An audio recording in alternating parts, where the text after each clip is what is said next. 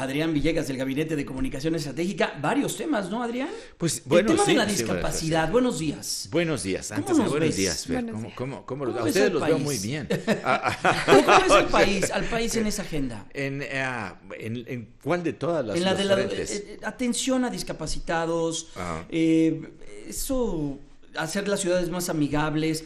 También nosotros como ciudadanos, llegas a un centro comercial y ves el estacionamiento que es para los discapacitados, ocupado con una camioneta ahí muy bonita, y se baja alguien. O sin estorbando en las problema, rampas. O Claro. estorbando en las rampas, como bien dices, Fer. Mira, lo vería desde dos planos. Por un lado, la política pública que debe de proveer de las facilidades para el traslado, para que las personas con discapacidad puedan moverse con un poco menos de dificultades. Ese debería de ser un frente ampliamente controlado. El otro frente es el que ustedes acaban de mencionar, que es el de la poca civilidad con que las personas que no padecen de ninguna discapacidad no atienden las recomendaciones que deberían de ser normales, Jaime. Yo viajo en transporte público, hay espacios para las personas con silla con ruedas, hay espacios para las personas adultas o con algún problema de discapacidad y no se respetan. O sea, en realidad la mayor parte de los ciudadanos no atiende lo que debería de atenderse en principio. Yo creo que esta es una labor que deberíamos de empezar todos desde el mero principio como ciudadanos. Y por otra parte, sí, es cierto, las autoridades no tienen los desniveles suficientes, las rampas, etcétera, para hacer todo esto. Nuestros autobuses, es muy difícil para un discapacitado en los autobuses que no sean como el Metrobús Desde entrar a un baño. poder o sea, la parte de entrar a un baño. Yo creo que estamos con un severo retraso, realmente un severo retraso en ese sentido, en los dos frentes, tanto en política pública y acción pública como en acción ciudadana. Oye, pues hoy es el día, para hacer una reflexión, todo lo que tiene que ver con las personas con discapacidad. Y bueno, pues Y como exigir eso, ¿no? tú comentaste, ¿no? O sea, exigirlo, o sea, cuando lamentablemente uno sufre un esguince, alguna fractura, una cosa así, uno se da cuenta de la dificultad realmente que hay para que uno pueda continuar con su vida cotidiana. Oye, Adrián Villegas del Gabinete de Comunicación Estratégica, y como es común, como ya nos tiene acostumbrado el gabinete, pues el 1 de septiembre es la lucha internacional contra el SIDA. El 1 de diciembre, perdón. Diciembre, El 1 de primero de perdón, septiembre ya me estoy estás regresando. pensando en los informes Ya estoy presidenciales. al informe del presidente y Así al es. mes patrio. No, 1 de diciembre. Así es. Día Mundial de la Lucha contra el SIDA. Así es, ¿Cómo Jaime. camina México ahí? Yo creo que, nuevamente, como permíteme hacer esta paréntesis, como hay poca memoria de las personas, a mí me parece que sí hay un avance. Los datos de esta encuesta reflejan, a mí me parece un gran avance, cuando estuvimos enfrentando por primera ocasión la información que se generaba, pues ya hace más de 20 años probablemente que se empezaba a generar sobre esto, y sobre todo ciertos estigmas, que había unos de ellos realmente muy minorías, agresivos, ¿no? a minorías, o sea, se le bautizaba de unas maneras verdaderamente horribles a la enfermedad. Y yo creo que hemos avanzado, pero no lo suficiente, porque también nuevamente estos datos que están disponibles ahí en nuestro sitio de internet, abiertos por edades, parece ser que los jóvenes, Jaime, realmente, estos que no vivieron estos hace veintitantos años cuando se padeció una cuestión de que era una preocupación mundial realmente la atención de los enfermos con VIH, o sea, los contagiados con VIH y ya los enfermos que presentaban el síndrome, que es el SIDA. Hoy en día parece ser que los jóvenes no están tan atentos a esa cuestión, como que un poco se quedó en el olvido, y estamos teniendo probablemente una situación de descuidos en términos de sus relaciones sexuales, etcétera, a pesar de que haya tanta información. Y si quieres empezamos con los datos, Jaime, de esta encuesta realmente muy interesante, pero al terminar te digo que mi impresión es que hemos mejorado, y vamos a ver por qué razón hemos estado mejorando en esto. Empezamos de una manera muy sencilla, muy ingenua, preguntándole a las personas cuáles son las principales enfermedades que afectan a la población en México. Esta era una manera muy simple de entrar al tema sin mencionarlo de entrada. Diabetes, sí hay una gran, digamos, atención, Jaime, la opinión pública, que la diabetes es la enfermedad que está padeciéndose más en México, 38%, el cáncer, un 22%, la obesidad, 10%, que lleva, como ya lo sabemos, a muchas otras enfermedades, y el VIH o el SIDA fue mencionado de manera espontánea solamente por un 2%, o sea, en la agenda de las personas ya no está tanto esto como un problema de salud pública. Esto está hablando de que la gente no está ya tan preocupada con el tema. Sin embargo, cuando ya le preguntamos a las personas directamente, les dijimos la palabra o las siglas VIH o SIDA, en qué es lo primero que ellos piensan, es obviamente en una enfermedad, un 42%, pero muerte solamente ya un 15%.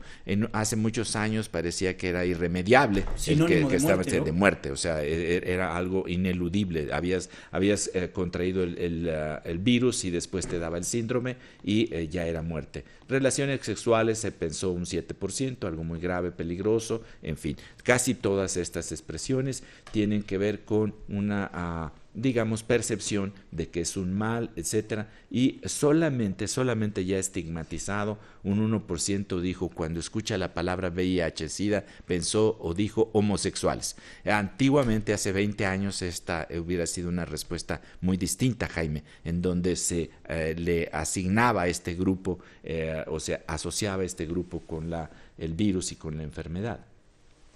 A continuación le preguntamos ya a las personas qué tan informados piensan que ya estamos los mexicanos respecto al tema del VIH y del SIDA, Jaime. Buenos números, yo diría, 47.8% de la población, 48%, casi la mitad, dijo que estamos de mucho a algo informados. Pero todavía hay un 50% que nos dice que es poco o nada la información.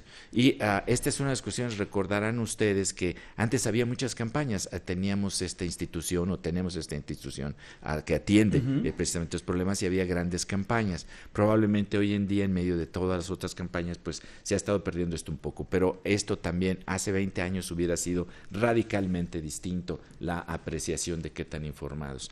Aquí todavía existe una cierta confusión, Jaime. La pregunta era, ¿considera para usted el VIH y el SIDA son lo mismo? 64-65% dijo que sí es lo mismo. Sí. Entonces aquí todavía parece no estar claro que una cosa es el virus y otra cosa ya es el síndrome que viene después, cuando ya se presentan muchas infecciones que son oportunistas. Y en realidad es lo que lo hace tan letal. El descenso de defensas que te pueden ayudar. Por eso, cuando tú escuchas que alguien fallece de neumonía o fallece de otro padecimiento ocasionado por esto. Pues. Y es lo peligroso, o sea, el VIH puede estar ahí y no va a haber parecer absolutamente nada, ¿no? Hasta que se presentan ciertas infecciones y la gente no se da cuenta. Pero continuamos, Jaime. La encuesta es muy amplia. Vamos a la siguiente pregunta es ¿cuál es el principal motivo por el que las personas puedan contagiarse del virus? Relaciones sexuales sin protección, claramente, claro. Sí, 68% relaciones sexuales sin protección. Por ignorancia o falta de información, que llevaría a tener relaciones sexuales sin protección, un 14%, 13%. Una transfusión de sangre, y esto es importante, hemos visto eso grandes... fue muy común en los 80s, hoy ya no tanto. Hoy ya no tanto, vemos exactamente cambios importantes. Porque hubo cambios en las políticas, porque fue una enfermedad que se fue descubriendo con el paso. El tema de las agujas, ¿cómo se vacunaban antes? Bueno, se vacunaban, se inyectaban. Exactamente, o sea, hoy en día te aplicas una inyección y te muestran que es una aguja que es desechable, que no ha sido exactamente roto su sello, absolutamente.